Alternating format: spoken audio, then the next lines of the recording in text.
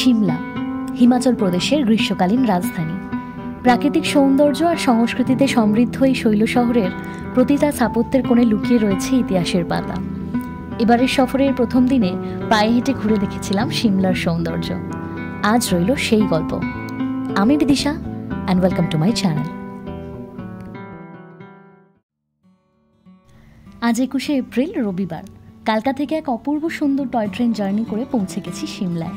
স্টেশনের বাইরে এসে অপেক্ষা করছি আমাদের গাড়ির জন্য। বাজে এখন 11টার মতো। আজ সারাদিন সিমলার দর্শনীয় স্থানগুলো ঘুরে দেখব। টিভির পর্দায় এতদিন সিমলার যে দৃশ্যপটগুলো দেখে এসেছি সেসব আজ চোখের সামনে। কি যে ভালো লাগছে, এই এক আলাদাই অনুভূতি। ভীষণ ভালো লাগছে যেতে। প্রথমে যাচ্ছি আমরা এখন সিমলা কালীবাড়ি। স্টেশন থেকে 1.5 কিলোমিটার ডিস্টেন্স, বেশিক্ষণ লাগবে না।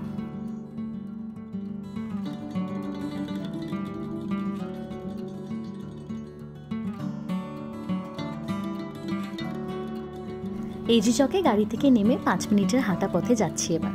একটু চড়াই রাস্তাটা, আর ওই যে মন্দিরের মাথাটা দেখা যাচ্ছে। এখান থেকে কিছুটা উপরে উঠলেই মন্দিরের গেটও সামনে।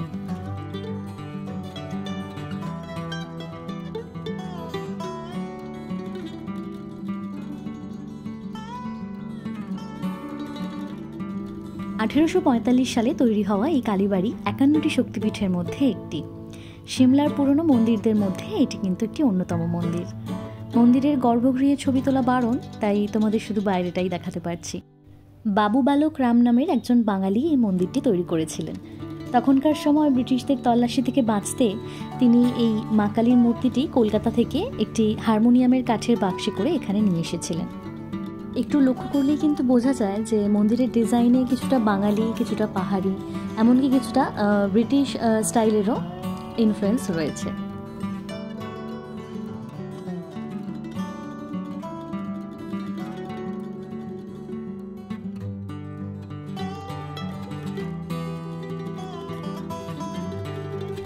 সামনের ভিউটা দেখছো?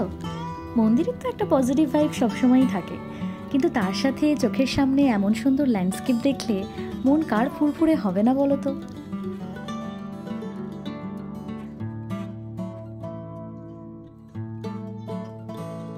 পুরো সিমলাতে কিন্তু একমাত্র এই কালীবাড়িতেই জাঁকজমক করে দুর্গাপুজোও করা হয়।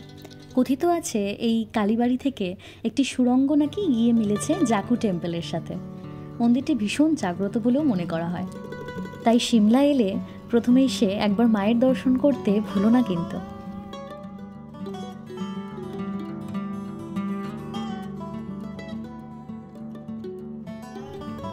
ওই যে দূরে একটা হনুমানজির স্ট্যাচু দেখা যাচ্ছে, ওটাই জাকু টেম্পল।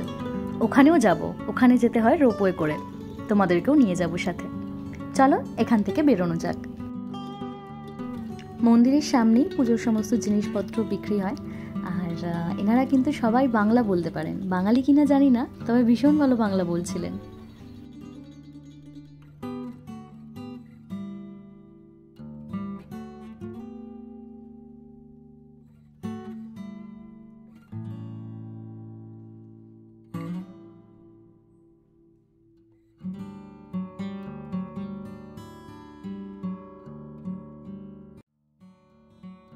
কিছু দূর হাঁটতে হাঁটতেই চলে এসেছি সিমলার একটি হিস্টোরিক বিল্ডিং ব্যান্টনি ক্যাসেলের সামনে। 19বিংশ শতকে প্রথম বিশ্বযুদ্ধের সময় ক্যাসেলটি তৈরি করা হয়। সিরমাওয়ের রাজার গরমকালে থাকার জায়গা ছিল এই ক্যাসেলটি। পরে ব্রিটিশরা এটি অধিগ্রহণ করে এবং তখনকার সময়ের গভর্নর জেনারেল ছিলেন লর্ড উইলিয়াম বেন্টিং। ওনার নামেই এই ক্যাসেলের নাম রাখা হয় ব্যান্টনি ক্যাসেল। ব্রিটিশরা গ্রীষ্মকালীন রাজধানী হিসেবে সিমলাকে বেছেছিলেন এখানকার মনোরম আবহাওয়ার জন্য। তাই সিমলার সমস্ত পুরনো আর্কিটেকচারই ব্রিটিশ যুগের ভিক্টোরিয়ান স্টাইলের, যেগুলোর বেশিরভাগই এখন সরকারি অফিস আর মিউজিয়াম।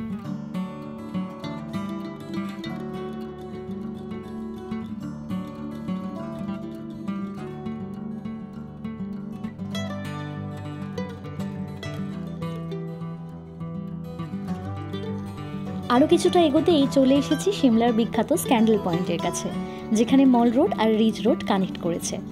পাতিয়ালার এক রাজা নাকি ব্রিটিশ ভাইসরয়ের মেয়ের সাথে পালিয়েছিলেন এই জায়গাটি থেকে। এরকম একটা স্ক্যান্ডালিয়াস ঘটনার বা গুজবের জন্যই এই পয়েন্টের নাম স্ক্যান্ডেল পয়েন্ট। জায়গাটা কিন্তু আমাকে দার্জিলিং মল রোডের কথা মনে করিয়ে দিচ্ছে। তোমাদের কেমন লাগছে? জানিও আমাকে।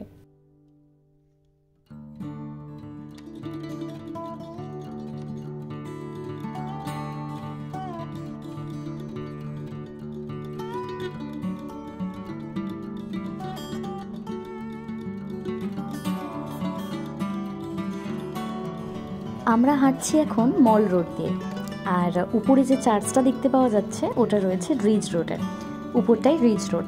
তো চলো এই সিঁড়িগুলো দিয়ে উপরে আস্তে আস্তে উঠি।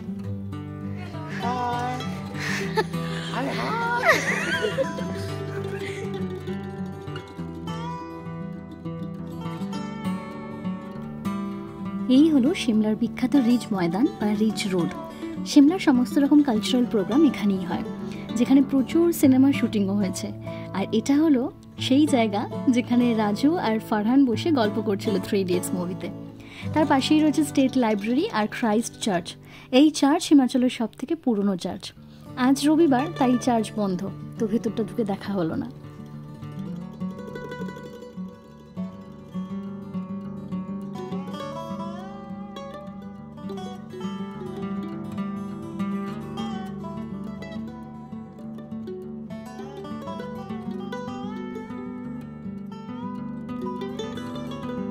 দাঁড়িয়ে আছি এখন রোপওয়েতে ওঠার লাইনে। আমরা যাব জাকু টেম্পল। এই রোপওয়ে জাকু টেম্পল যাওয়ার জন্য ওয়ান অফ দ্য অপশন। এছাড়াও গাড়ি ভাড়া করে বা পায়ে হেঁটে যাওয়া যায়, তবে হাঁটা পথে প্রচুর বাঁদরের উৎপাত, তাই ওই অপশনটা বেশিরভাগ লোকজনই অ্যাভয়েড করতে চায়। এসে গেছে রোপওয়ে, চলো উঠে পড়ি।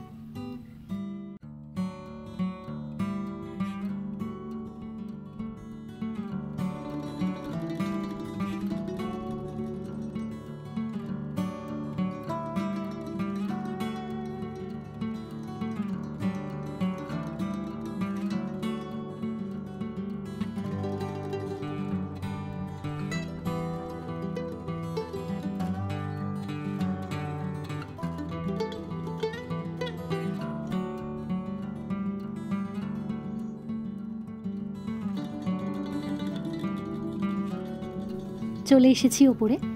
সিমলার একটা হাইয়েস্ট পয়েন্ট এই জাকু মন্দির। জাকু শব্দের অর্থ বাঁদর বা হনুমান। এখানকার মানুষরা বিশ্বাস করেন যে হনুমানজি নাকি লক্ষণের জন্য সঞ্জীবনী বুটি আনার সময় এই জাকু পাহাড়ে এসেছিলেন। মন্দিরের পাশেই জুতো খোলার ঘর রয়েছে। আজ বেশ ভিড় এখানে। মন্দিরের ঢোকার জন্যই লাইনে দাঁড়িয়ে রয়েছে, আর উল্টো দিকের লাইনটা রয়েছে প্রসাদ নেওয়ার। এখানে রোজই ভক্তদের জন্য লঙ্গর দেওয়ার ব্যবস্থা রয়েছে।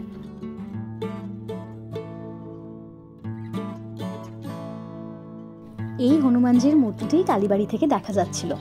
শুধুমাত্র কালীবাড়ি না, সিমলার প্রায় সমস্ত পয়েন্ট থেকেই এই মূর্তির দেখা মেলে। 108 ফুট উঁচু এই মূর্তিটি ব্রোঞ্জের শুধুমাত্র একটি সিঙ্গেল পিস দিয়ে তৈরি করা। এখানকার ভক্তরা মনে করেন এই হনুমানজির মূর্তি সিমলাকে সমস্ত প্রাকৃতিক দুর্যোগ থেকে রক্ষা করেন।